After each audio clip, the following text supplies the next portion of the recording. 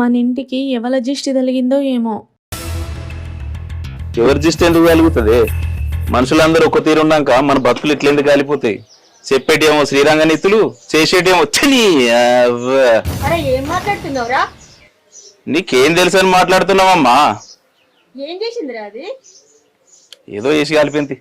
బిందు కొంచెం చాయ్ తీసుకురాపు. చాయ్ వద్దు అన్నద్దు, చాయ్ గంగల పోనీ కానీ మనకు రిజిస్ట్రేషన్ పని ఉంది, మనం పోదా నువ్వులే. బిందు జాగ్రత్త, ఎప్పుడు చెప్తాం.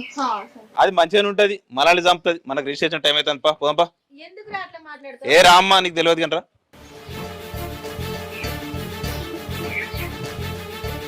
అరే కోడలికి ఇష్టమైన సంత్రాలు తీసుకుంటా అంటే అద్దంటివి.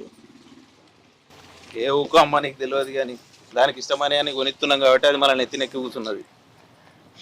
ఊకోరా, నువ్వు మంది మాట్లాడింటే ఏది కానీ కళ్ళతో చూస్తేనే నమ్మాలి. అమ్మా నీకు తెలియదు కానీ పావే. ఏంద్రా తెలిసేది? నీకు ఎంత చెప్పినా అర్థం కాదు కదా.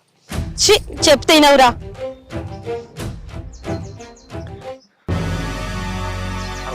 చూసినావమ్మా, అగో చూసినావమ్మా, ఎవడాడు చూడకు. నేను చెప్తే నమ్మలేదు కదా అమ్మా, చూడకు అవి చూడు, ఎవడాడు మావాడు అవడు, నేను చెప్తే చూడు, చూడే అమ్మా చూడకు. ఏమైంది అత్తమ్మ గట్ల వెళ్తున్నావు?